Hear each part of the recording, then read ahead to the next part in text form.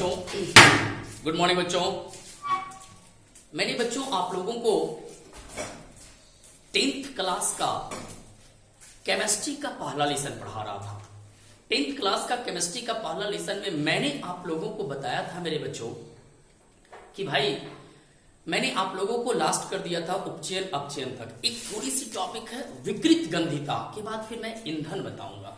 मैं बता दूं आज मैं देने जा रहा हूं चौथा वीडियो में आज मैं बताऊंगा विकृत गंधिता और ईंधन के बारे में। मेरे बच्चों क्या है ईंधन, ध्यान देना। उससे पहले ध्यान देना विकृत गंधिता कहता है मेरे भाई, विकृत गंधिता कहता है बच्चों कि आखिर विकृत गंधिता क्या है। कहता है भाई साहब विकृत गंधिता, कौन गंधिता? विकृत गंधिता। तो ध्यान देना कि आखिर विकृत गंधिता है क्या।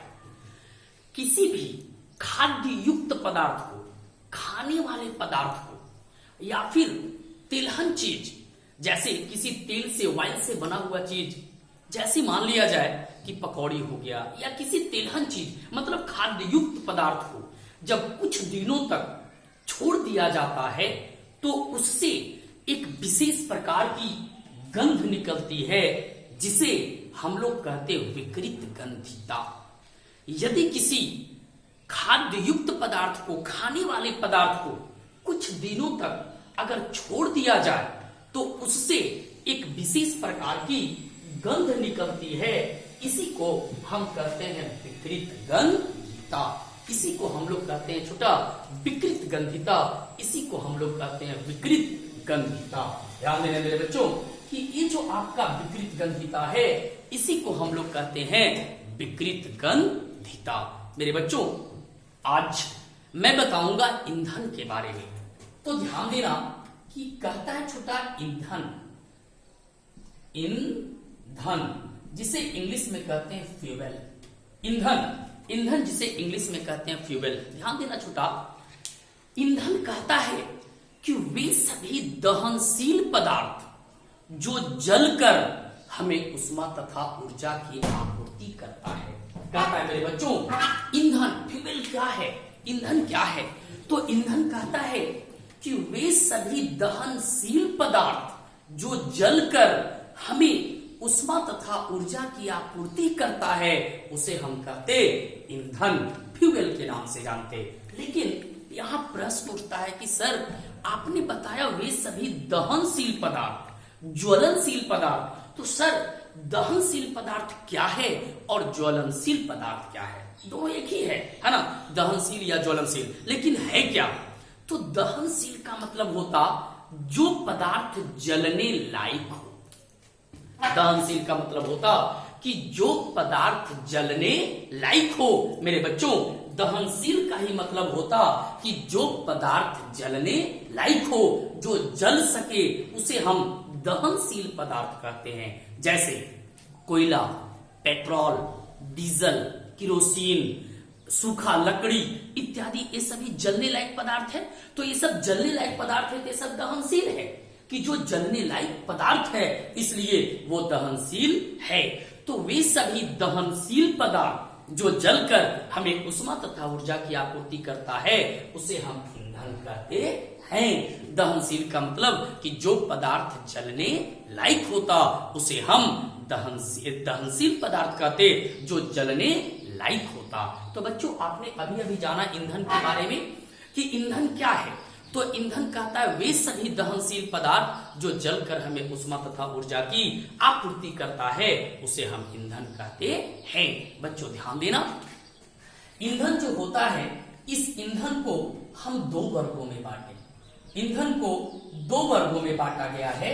एक होता है प्राथमिक ईंधन।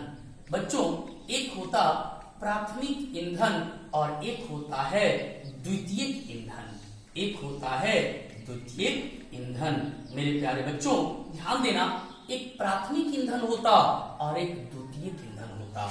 एक प्राथमिक ईंधन होता है और एक होता है द्वितीयक ईंधन।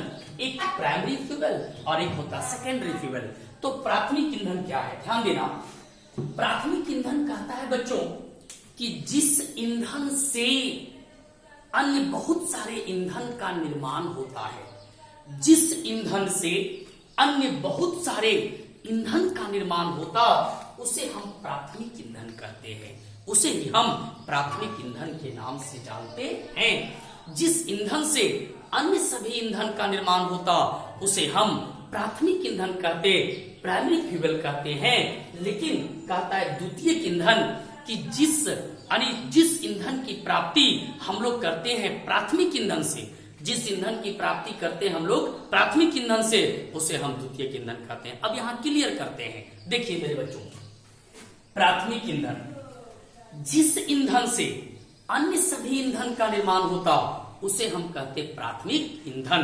जैसे कोयला, जैसे कहता है मेरे बच्चों कि कोयला, जैसे कहता है पेट्रोलियम, जैसे कहता है मेरे बच्चों पेट्रोलियम, जैसे कहता है प्राकृतिक गैस, कहता है प्राकृतिक गैस, ये सभी प्राथमिक ईंधन है। जैसे कहता है लकड़ी, जैसे क्या कहता लकड़ी, बच्चों ये सभी प्राथमिक ईंधन है। भाई ये सभी आपका क्या है बच्चों, प्राथमिक ईंधन। जैसे कोयला प्राथमिक ईंधन है, पेट्रोलियम प्राथमिक ईंधन है, प्राकृतिक गैस प्राथमिक ईंधन है, लकड़ी प्राथमिक ईंधन है। क्यों? क्योंकि इन सभी ईंधनों से अन्य सभी जितने भी ईंधन है इससे अन्य सभी ईंधन का निर्माण होता है, उसे हम कहते प्राथमिक ईंधन। आप रखना छोटा, प्राइमरी फ्यूल प्राथमिक ईंधन, जिस ईंधन से अन्य सभी ईंधन का निर्माण होता है। अगला कहता है द्वितीयक ईंधन। आप रखना मेरे बच्चों कि द्वितीयक ईंधन कहता है सेकेंडरी फ्यूल।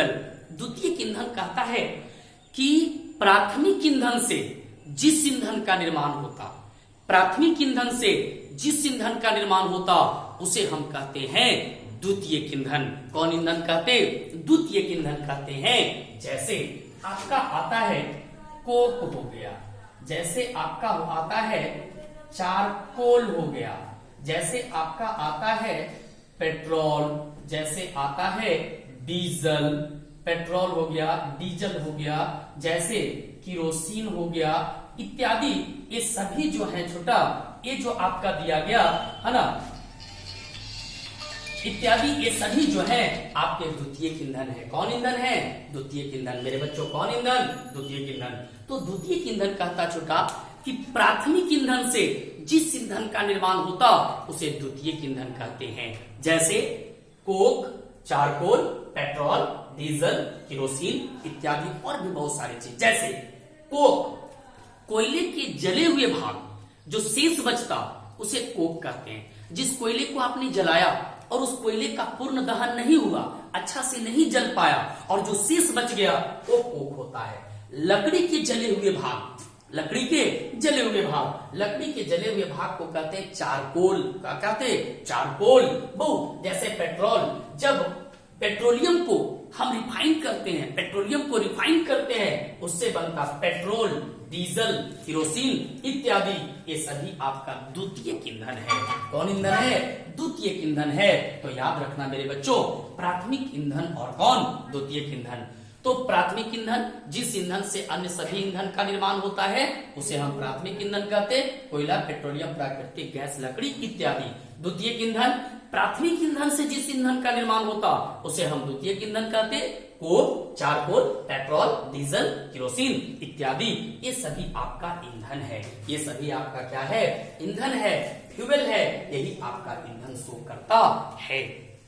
कहता है मेरे बच्चों कि ये जो आपका ईंधन दिया गया, इस ईंधन में कहता है कुछ वैसे चीज जो होते हैं, कुछ वैसे चीज जैसे ईंधन दिया गया। क्या दिया गया? ईंधन।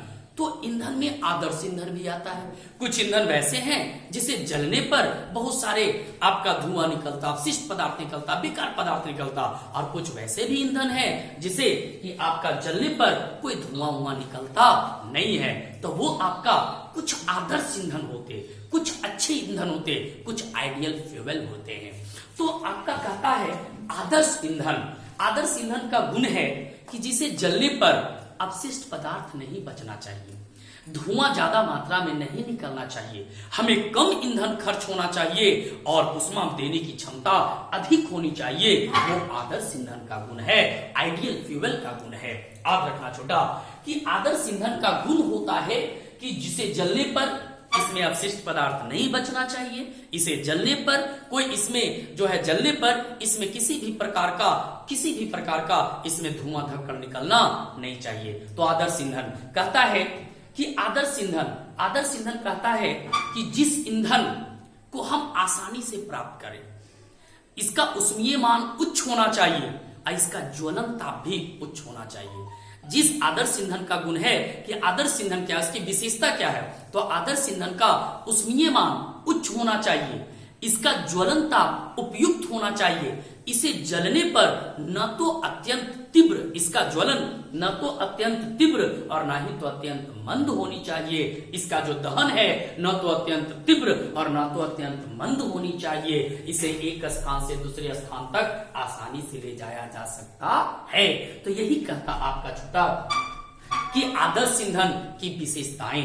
आदर्श ईंधन की विशेषता कहता है कि इसका ऊष्मीय मान उच्च होना चाहिए, इसका ज्वलन ताप उपयुक्त होना चाहिए, इसे जलने पर कोई अपशिष्ट पदार्थ नहीं बचना चाहिए, इसका दहन न तो अत्यंत तीव्र और न तो अत्यंत मंद होनी चाहिए, इसे जलाने पर हमें कोई अपशिष्ट पदार्थ बचना नहीं चाहिए। वो यही कहता आदर्श ईंधन की विशेषताएं।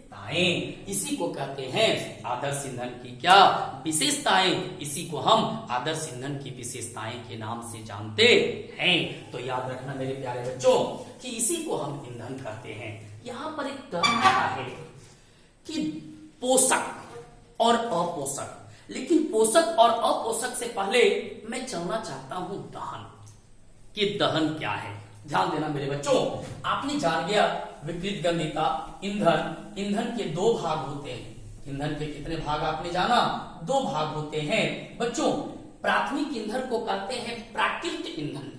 प्राथमिक ईंधन तो प्राइमरी फ्यूल हो गया, लेकिन ये प्राकृतिक ईंधन के रूप में भी कह सकते हैं। द्वितीयक ईंधन जिसे कृत्रिम ईंधन भी कह सकते हैं। क्यों? क्योंकि ये स्वतः अपने आप बना और ये जो द्वितीयक ईंधन है इसे मनुष्य के द्वारा बनाया गया। तो बच्चों ध्यान देना, प्राथमिक ईंधन आप प्राकृतिक भी हो सकता, द्वितीयक ईंधन कृत्रिम भी हो सकता है, मानव निर्मित ईंधन भी हो सकता है। बच्चों तो ध्यान देना, आपने ईंधन जाना, इसके बाद जानिए मेरे बच्चों दहन के बारे में। इसके बाद आप जानिए दहन के बारे में। कहता है दहन, कहता है कि वे सभी दहनशील पदार्थ जो जलेगा और जल के हमें उष्मा और ऊर्जा देगा।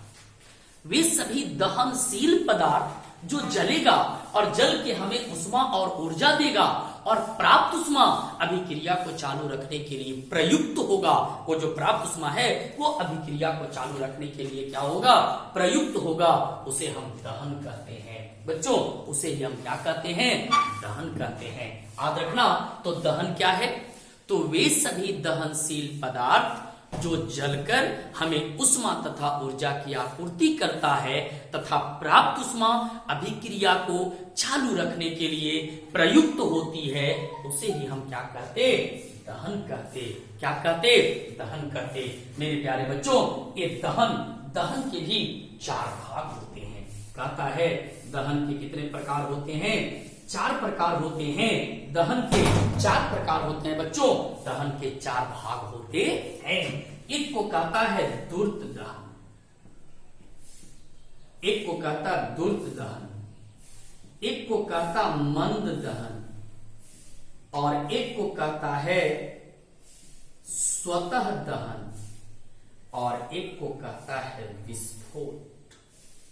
एक को कहता है विस्फोट दहन। बच्चों अब ध्यान देना, दहन के कितने भाग, चार भाग। एक द्रुत दहन, एक मंद दहन, एक स्वतः दहन और एक आपका आएगा विस्फोट। तो ध्यान देना कि द्रुत दहन क्या है बच्चों। ये जो आपका दिया गया ये आपका क्या है, द्रुत दहन। क्या है छोटा, द्रुत दहन। तो द्रुत दहन सबसे पहले ध्यान देना बच्चों कि ये जो आपका द्रुत दहन दिया गया, कहता है दहन की वैसी क्रिया जो काफी तीव्र गति से होकर और कम समय में हमें उष्मा और ऊर्जा की प्राप्ति करता है। द्रुत दहन कहता कि दहन की वैसी क्रिया जो काफी तीव्र गति से होकर और बहुत कम समय में हमें उष्मा और ऊर्जा की आपूर्ति करता है, इसे हम द्रुत दहन कहते हैं। मतलब काफी तीव्र गति से होगा और कम समय में हमें उष्मा देगा लेकिन तुरंत खत्म हो जाएगा। बच्चों उसी प्रकार से द्रुत दहन, दहन की वैसी क्रिया जो काफी तीव्र गति से होकर और कम समय में हमें उष्मा और ऊर्जा की आपूर्ति कर देता है, उसे द्रुत दहन कहते हैं। अगला कहता है मंद दहन। बच्चों अगला कहता है क्या? मंद दहन। द्रुत दहन तो काफी तीव्र गति से होता है भाई, लेकिन मंद दहन नाम है मंद दहन, दहन की वैसी क्रिया जो काफी धीमी गति से होकर और काफी समयों के बाद हमें उष्मा और ऊर्जा की आपूर्ति करता है। मंद दहन कहता है कि दहन की वैसी क्रिया जो काफी धीमी गति से होकर और काफी समयों के बाद हमें उष्मा और ऊर्जा की आपूर्ति करता है, उसे मंद दहन कहते हैं। धीरे धीरे होता है तो समय काफी लेता है और काफी समय के बाद हमें उष्मा और ऊर्जा की आपूर्ति करता है, उसे हम मंद दहन कहते हैं। याद रखना छोटा, उसे ही हम मंद दहन कहते हैं। जैसे श्वसन, श्वसन एक मंद दहन की क्रिया है। बच्चों ये जो आपका श्वसन है, श्वसन एक मंद दहन की क्रिया शो करता है। ये जो आपका श्वसन है, ये श्वसन क्या है? तो श्वसन एक मंद दहन की क्रिया है जो धीमी गति से होकर और एक काफी समयों के बाद हमें एनर्जी तो देते रहता है, लेकिन यह मंद दहन है जो ये भी धीमी गति से चलता है और हमें एनर्जी देते रहता है।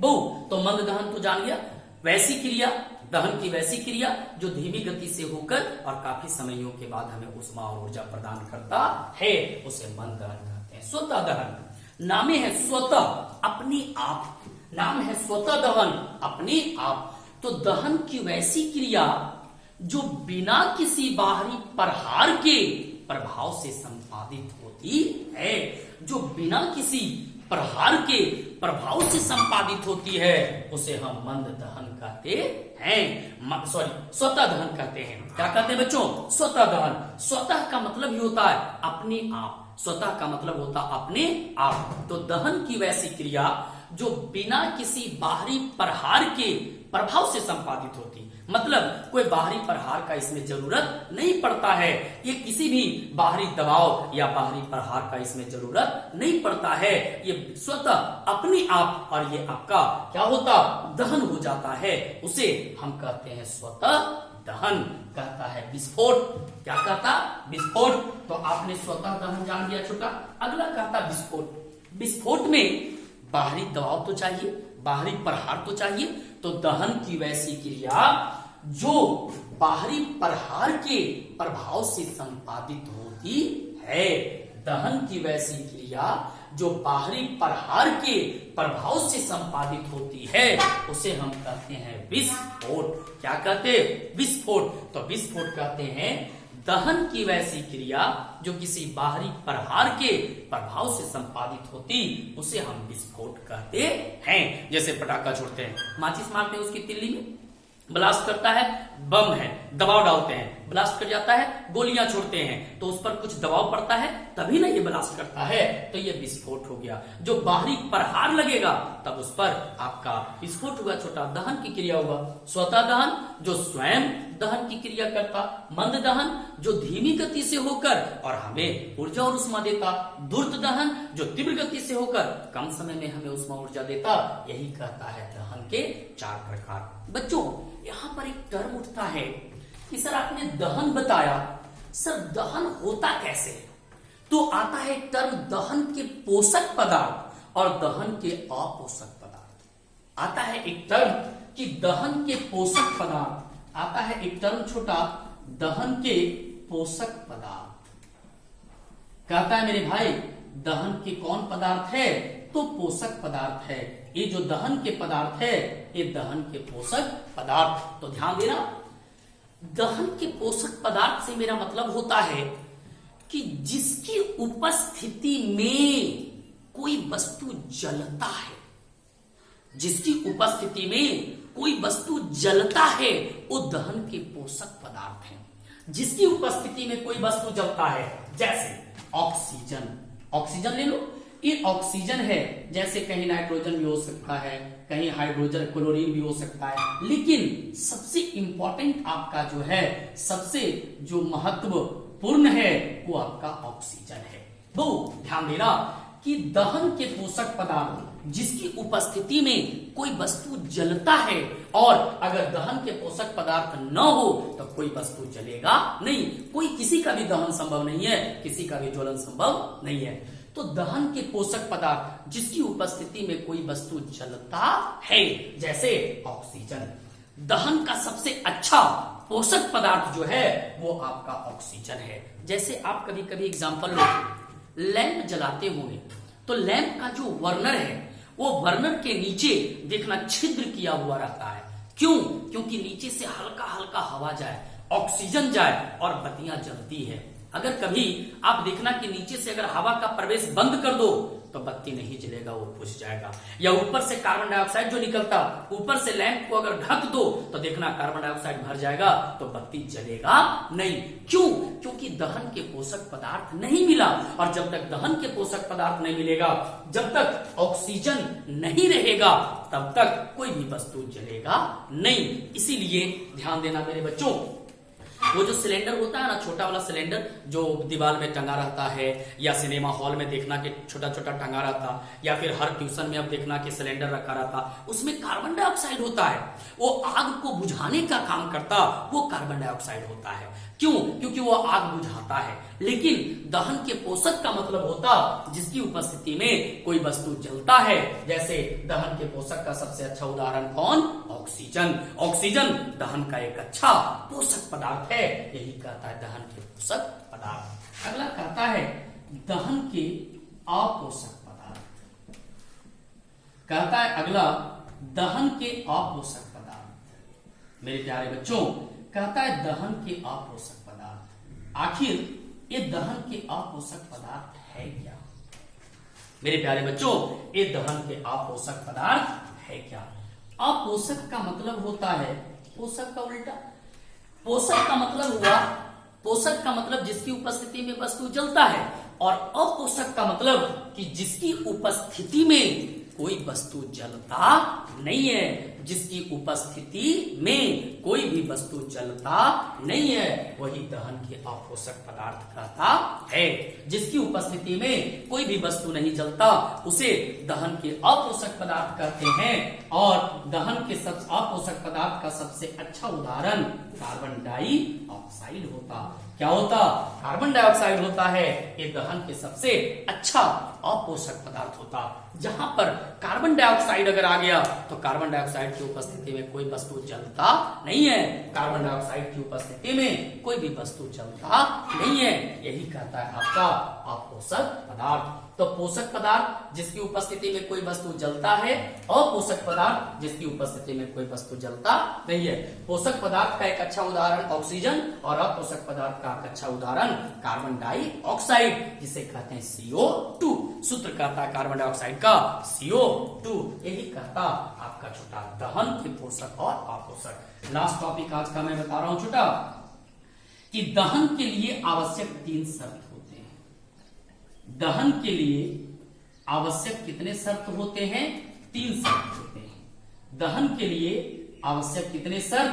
3 शर्त होते हैं। बच्चों आज वीडियो में मैं कुछ ज्यादा ही दे रहा हूं, थोड़ा सा समय लग रहा है बच्चों, लेकिन ध्यान देना कि टॉपिक आगे निकल रहा है बच्चों। दहन के लिए आवश्यक कितने शर्त?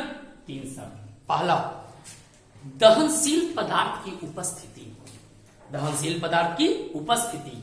दहनशील का मतलब जो वस्तु जलने लायक हो। दूसरा, दहन के पोषक पदार्थ की उपस्थिति। दहन के पोषक पदार्थ की उपस्थिति मतलब जिसकी उपस्थिति में कोई वस्तु जलता है। और कहता है एक हो गया दहनशील पदार्थ की उपस्थिति, दहन के पोषक पदार्थ की उपस्थिति। एक आता है ज्वलन ताप की प्राप्ति। एक आता है ज्वलन ताप की क्या? प्राप्ति। तो दहन के लिए आवश्यक कितने शर्त होते? 3 शर्त। पहला, दहनशील पदार्थ की उपस्थिति, दहन के पोषक पदार्थ की उपस्थिति, और ज्वलन ताप की प्राप्ति। ज्वलन ताप की प्राप्ति मतलब जिसकी उपस्थिति जो यानी कि न्यूनतम ताप पर जो वस्तु जल उठता है, तो जलने लायक वस्तु हो, दहनशील हो गया, और जिसकी उपस्थिति में जलेगा तो ऑक्सीजन हो गया, और ज्वलन ताप जो न्यूनतम ताप पर वस्तु जल उठता है। तो यही कहता दहन के लिए आवश्यक 3 शर्त बच्चों। तो बच्चों आज आपका यहां तक हो गया, चौथा वीडियो है 10th क्लास का केमिस्ट्री का पहला लेसन का चौथा वीडियो आज मैं समाप्त कर रहा हूं। धन्यवाद।